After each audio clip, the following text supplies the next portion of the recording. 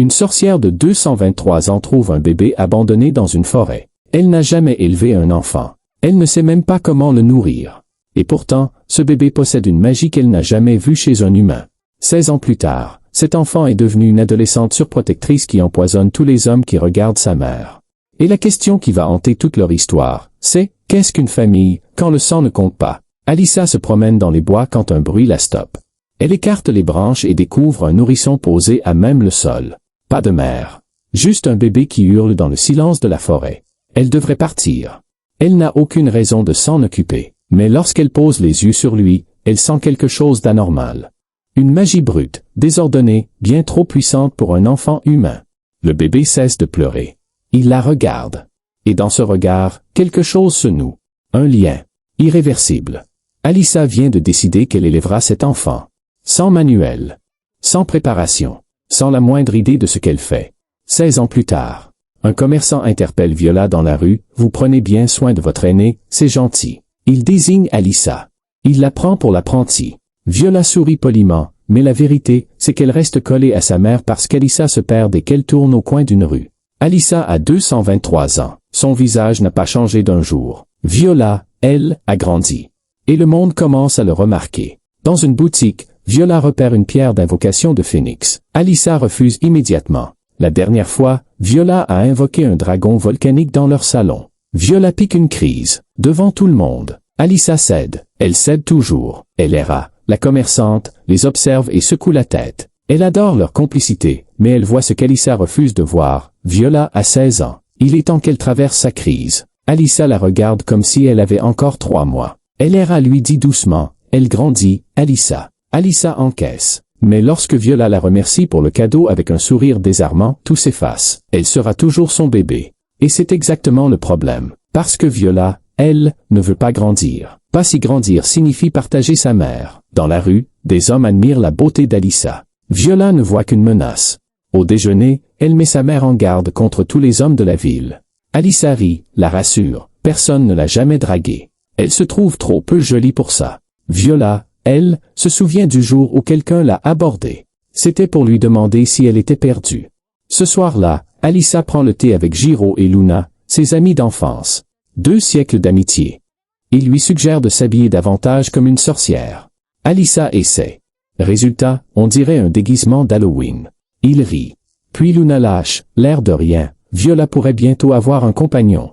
Alyssa se fige. Un compagnon. Quelqu'un qui prendrait Viola. Qui l'éloignerait. Elle n'y avait pas pensé. Elle refuse d'y penser. Et à cet instant précis, la porte explose. Viola fait irruption dans la pièce, un phénix miniature perché sur l'épaule. Je peux le garder. Alyssa ordonne de le renvoyer immédiatement. Jiro et Luna échangent un regard soulagé. Au moins, eux n'ont pas d'enfant. Le phénix reste. Viola l'a décidé. Mais ce phénix, Viola ne l'a pas choisi par hasard. Le lendemain, elle annonce à sa mère qu'elle veut un familier. Alyssa comprend, c'est pour ça qu'elle invoque des créatures depuis des semaines. Elle propose un chat. Viola accepte. Puis change d'avis. Un chat, ça vole l'amour de sa mère. Alyssa s'enthousiasme à l'idée d'avoir un chat. Viola panique et propose un monstre laid que sa mère ne pourra pas aimer. Alyssa lui demande d'être plus précise. Viola veut un familier qui tire des rayons laser. Puis elle s'arrête. Pourquoi tu n'as pas de familier, toi? Alyssa sourit. Les familiers sont faits pour aider. Pour combler un vide. Elle regarde Viola. Je n'ai jamais eu besoin de combler quoi que ce soit. Tu as toujours été suffisante. Viola ne répond pas. Mais le lendemain, elle apporte une petite pousse à sa mère. Je vais m'entraîner avec une plante avant de prendre un familier. Alyssa est fière. Elle promet de la soutenir. Sauf que le phénix apparaît. Jaloux. Viola a choisi une plante plutôt que lui. Il se met à faire pleuvoir sur lui-même pour montrer qu'il sait aussi arroser. Il étire son cou pour montrer qu'il sait aussi grandir. Il se poste devant la pousse et lui parle comme un grand frère. Si tu travailles dur, un jour tu seras grande comme moi. Viola sourit. Ils s'entendent bien. Puis le phénix s'embrase spontanément. Viola lui jette un seau d'eau. Le phénix est un chat. Exactement comme un chat. Et c'est là que l'histoire bascule dans le souvenir. Parce que pour comprendre Viola, il faut comprendre comment Alyssa l'a élevée. Et pour ça, il faut retourner 18 ans en arrière, dans la boutique de Elera. Alyssa pousse la porte, un nourrisson dans les bras. Elera la regarde, horrifiée. Qui a fait ça? Je vais le tuer. Elle parle de la personne qui a abandonné Viola. Cet enfant aurait pu mourir. Alyssa explique, Viola possède une magie anormale pour une humaine. Elle veut lui apprendre à la contrôler. Mais d'abord, il faut la nourrir. Elera, qui vient d'avoir un fils, propose son aide. Elle allaitera Viola. Et c'est là qu'Alyssa s'effondre. Parce qu'elle a fait des recherches. Des nuits entières. Elle a étudié la magie du lait maternel. Elle a théorisé. Elle a échoué. Et elle pleure, devant Elera, parce qu'elle voulait que l'allaitement soit son acte d'amour. Son geste à elle, pas celui de quelqu'un d'autre. Elera la regarde et dit simplement, « Arrête. Tu perds ton temps. » Alyssa renifle. « Mais je suis une mauvaise mère. J'utilise la magie pour tout. » Elera hausse les épaules. « Moi, je mangeais le blé directement dans le sac pour éviter de cuisiner. Chaque famille élève ses enfants différemment. La seule chose qui compte, c'est qu'ils soient heureux. » Alyssa essuie ses yeux. Viola pleure dans son sommeil. Elle invoque des choses sans le vouloir. Elera appelle ça du bad spelling. Ça passera en grandissant. Ça n'est pas passé. Pas vraiment. De retour dans le présent. Viola entre dans la boutique de Elera et demande des herbes empoisonnées. C'est pour éliminer quelqu'un. Elera ne pose même pas de questions. Elle connaît Viola. Pendant qu'elle prépare les herbes, elle regarde Viola et se souvient du bébé qu'elle a tenu dans ses bras. Alyssa entre dans la boutique. Viola annonce qu'elle parlait d'elle. Elera les observe toutes les deux et pense, elle ne s'est pas trompée. Puis Alyssa appelle le fils de Elera pour le saluer. Le garçon, en pleine crise d'adolescence, la traite de vieille. Alyssa fonce dans sa chambre et le tabasse. Elera soupire. C'est aussi ça, être mère. Et puis il y a Fennel. Fennel est un elfe marchand. Il achète les stocks d'herbes d'Alyssa chaque mois. Il est secrètement amoureux d'elle depuis des années. Il a un problème, Viola le déteste. Pas un peu. Viscéralement. La raison remonte à ses 6 ans. Fennel lui a demandé de l'appeler papa. Viola ne lui a jamais pardonné. Alors quand Fennel s'approche d'Alyssa pour lui demander ce qu'elle ferait si ses mains se transformaient en brocoli, Viola tente de l'empoisonner. Alyssa la gronde. Fennel est dévasté. Il murmure, « Je suis comme ton petit frère. » Viola le corrige, « Non. Moi, je suis avec elle depuis que je suis bébé. C'est moi qui suis proche d'elle. Pas toi. » Fennel encaisse. Mais il a un plan. Il va attirer l'attention d'Alyssa. Il va lui prouver qu'il existe.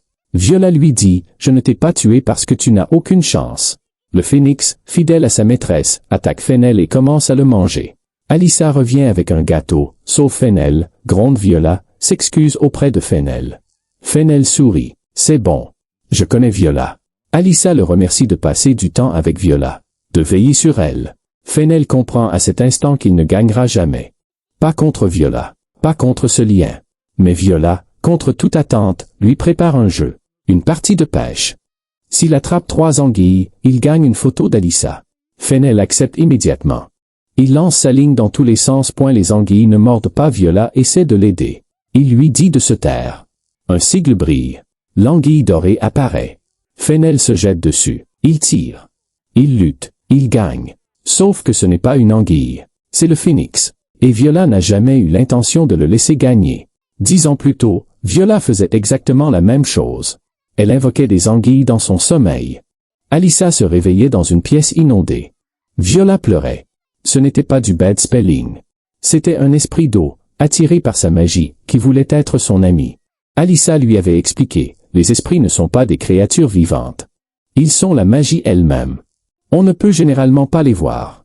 Viola avait feuilleté un livre de bêtes mythiques et déclaré, « Un jour, je les ramènerai toutes à la maison. Le phénix est le premier, mais pas le dernier. Et c'est Fennel, encore lui, qui va provoquer la prochaine rencontre. » Il achète une chaise à Gland, un orque charpentier. Gland lui demande un paiement particulier, « Aide-moi à trouver une copine. » Fennel refuse. Gland lui rappelle qu'il lui doit un service. Fennel cède, et il amène Viola. Viola le frappe. « Tu m'as amené à un rendez-vous ?» Fennel la supplie. Juste un thé. Elle peut le rejeter. Elle refuse. Il insiste. Elle finit par accepter, à une condition, Fennel doit s'humilier en la suppliant. Il s'humilie. Au café, Gland remercie Fennel. Fennel le prévient, elle peut devenir violente sans raison. Viola demande à Gland s'il connaît les faiblesses de Fennel. Gland répond qu'il lui dira tout ce qu'elle veut. Viola complimente son travail. Gland dit que la magie, c'est plus impressionnant. Viola propose d'invoquer un monstre mangeur d'elfes pour le montrer. Le date dérape. Viola ne parle que de sa mère. Gland ne sait plus s'il l'intéresse. Fennel assure que oui. Gland complimente Alyssa. Viola et Fennel le foudroient du regard simultanément, n'y pense même pas. À la fin, Viola décrète, « Tu peux venir à la maison. Comme ami. On n'ira jamais au-delà. » Gland est déçu. Fennel lui dit de ne pas abandonner son vrai plan. Si Viola a un copain, elle sera moins collée à Alyssa, et lui aura sa chance. Gland le traite d'égoïste. Ils se disputent. Derrière eux, Viola apparaît. Elle tend son portefeuille à Fennel. Il s'enfuit en courant. Le soir, Viola rentre à la maison avec Gland. Alyssa prépare le dîner. Gland marmonne qu'il ne défiera jamais la fille d'Alyssa. Fennel, lui, est dans le ventre d'un monstre. Encore. Alyssa sort un œuf. Viola panique, tu ponds des œufs. Non, c'est un œuf de Lizardman. Un couple de chasseurs le leur a confié. Alyssa propose à Viola de le tenir. Viola refuse, trop peur de le casser. Le phénix entre, jaloux de l'œuf. Puis il se calme en apprenant que c'est un Lizardman. Il se tourne vers Viola, prend en soin comme une grande sœur. Alyssa suggère de lire une histoire à l'œuf. Le bébé peut entendre. Viola veut lui parler de la chose la plus mignonne du monde, c'est-à-dire sa mère. Le phénix propose de chanter. Viola refuse. La dernière fois, ces ondes sonores ont provoqué des hallucinations. Finalement, Alyssa tient l'œuf pendant Viola lui parle. Sois en bonne santé. Grandis d'au moins 5 mètres. Alyssa la coupe, ne lui met pas la pression. Viola reprend. Sois ce que tu veux, même si tu n'es pas un Lizardman. Le soir, le couple revient chercher l'œuf. La mère demande à Viola si elle veut dire au revoir. Viola hésite. Puis elle prend l'œuf. Doucement. J'espère qu'on restera amis.